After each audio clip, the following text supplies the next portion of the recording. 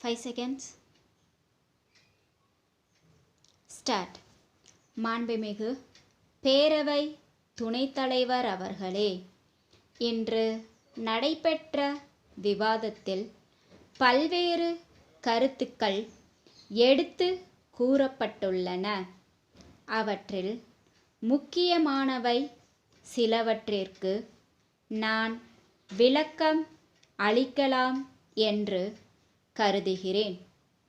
சென்ற நிதியாண்டை போலவே மத்திய திட்ட குழுவுடன் கலந்தாலோசித்து இந்த நிதியாண்டிலும் அதிகமான திட்ட ஒதுக்கீட்டை நாம் பெற முடியும் என்ற நம்பிக்கை எனக்கு இருக்கிறது என்பதை நான் தெரிவித்துக்கொள்ள விரும்புகிறேன்.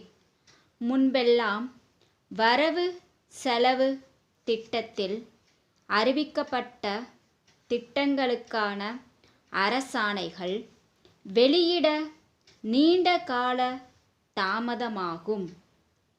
அவ்வாறு இல்லாமல் இந்த ஆண்டு வரவு செலவு திட்டத்தில் குறிப்பிட்டுள்ள புதிய திட்டங்களுக்கான அரசாணைகள் தயாரிக்கப்பட்டு வெளியிடப்படும் நிலையில் வைக்கப்பட்டுள்ளன.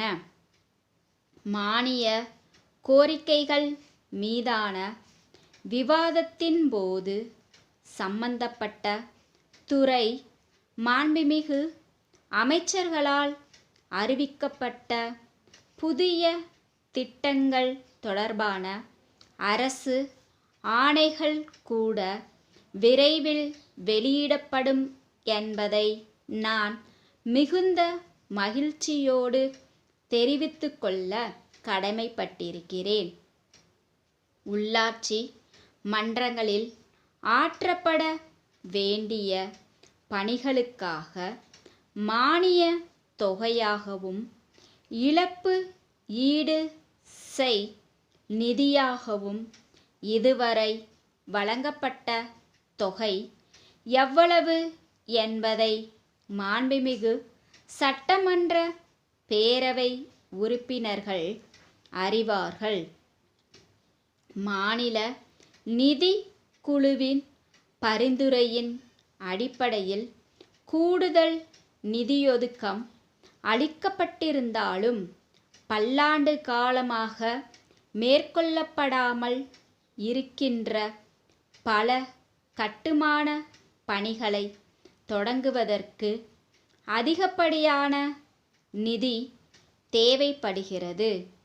நிதி நிறுவனங்கள் வாயிலாகவும் தமிழ்நாடு நகர்ப்புற மேம்பாட்டு நிறுவனம் மற்றும் உலக வங்கி நிதி உதவி மூலமாகவும் கூடுதல் நிதி வசதி திரட்டப்பட்டு உள்ளாட்சி மன்றங்களில் பல்வேறு பணிகள் செயல்படுத்தப்பட உள்ளன.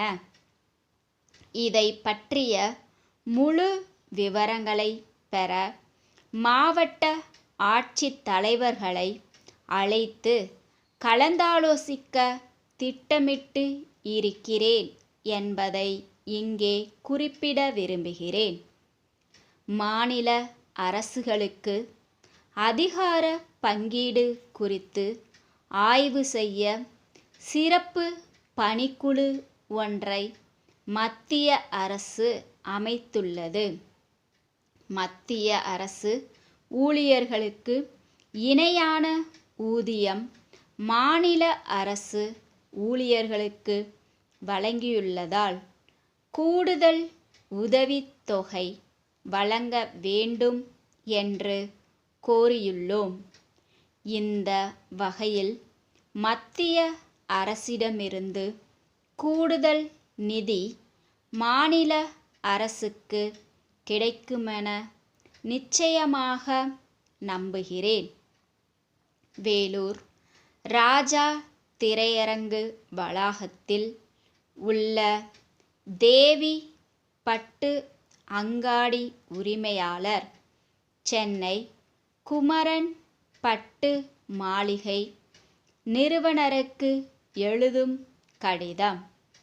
அன்புடையீர், தமிழ்நாட்டில் பட்டு ரக துணிகளை அதிக அளவில் உற்பத்தி மற்றும் விற்பனை செய்து வருவதில் தங்கள் நிறுவனம் முதலிடம் வகித்து வருகிறது என்பதை நாங்கள் அறிகிறோம்.